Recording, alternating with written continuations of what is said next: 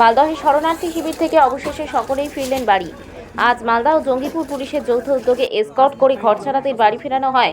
প্রশাসন সূত্রে খবর 236 জন আজ বাড়ি ফিরলেন। উল্লেখ্য, মুর্শিদাবাদের অশান্তির জেরে গঙ্গা পার হয়ে মালদহের বৈষ্ণবনগর বিধানসভা কেন্দ্রের পার্লালপুর হাই স্কুলে আশ্রয় নিয়েছিলেন ধুলিয়ান, শামসেরগঞ্জ সহ একাধিক এলাকার 334 জন গ্রামবাসী। তাদের মধ্যে বেশ কয়েকজন আগেই ঘরে ফিরেছিলেন এবং আজ 236 জন ঘরে ফিরলেন।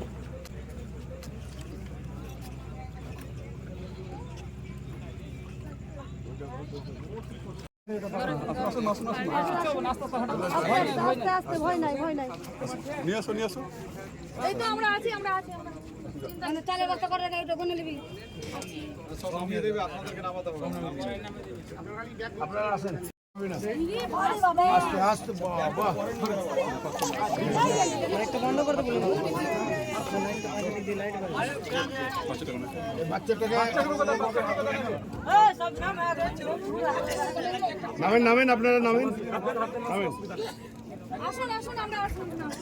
আস্তে আস্তে আস্তে আস্তে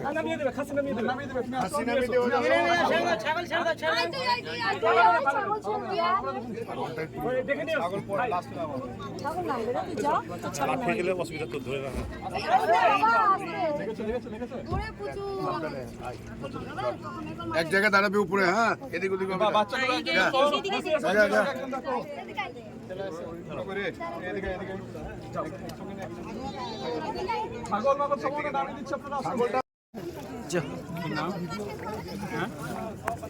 নাম তোমার বাচ্চা সব এক জায়গায়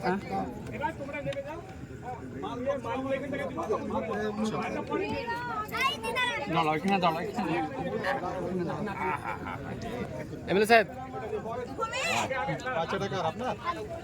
এই বাচ্চাটা আস্তে আস্তে ধরো, ওই বাচ্চার পেছনে একটা বাচ্চা আছে, ধরো সোহেল।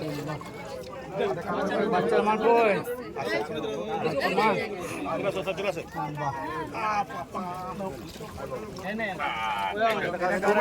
এক জায়গায় যা।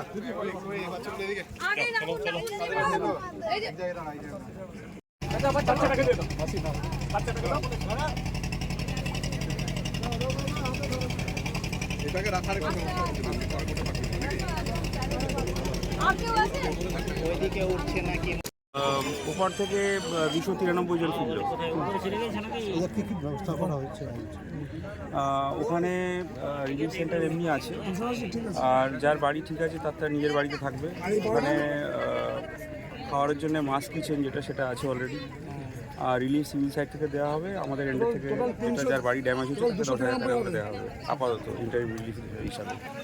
ওখানে সিকিউরিটি সিস্টেম পুরো ঠিক আছে, প্যারামিলিটারি ক্যাম্প আছে, পুলিশ পিকেট আছে, ফুড পেট্রোলিং আছে, মোবাইল পার্টি আছে, কোনো সমস্যা হবে না, আমরা আছি দেখছি। স্যার আজকে কতজনকে নিয়ে আসলেন? এখন অবধি 240 জন চলে এসছে, আর একটা বোটে আসছে 30-32 জন মতো। টোটাল যতজন ছিল পুরো বৈষ্ণবনগর ক্যাম্প থেকে আজকে চলে আসছে সবাই। এখন মালদে কেউ নেই? না, আর কোনো কেউ নেই, আর একটা বোটে আসছে, এলে সব পুরো ক্যাম্পটা খালি। আজকে কতজন?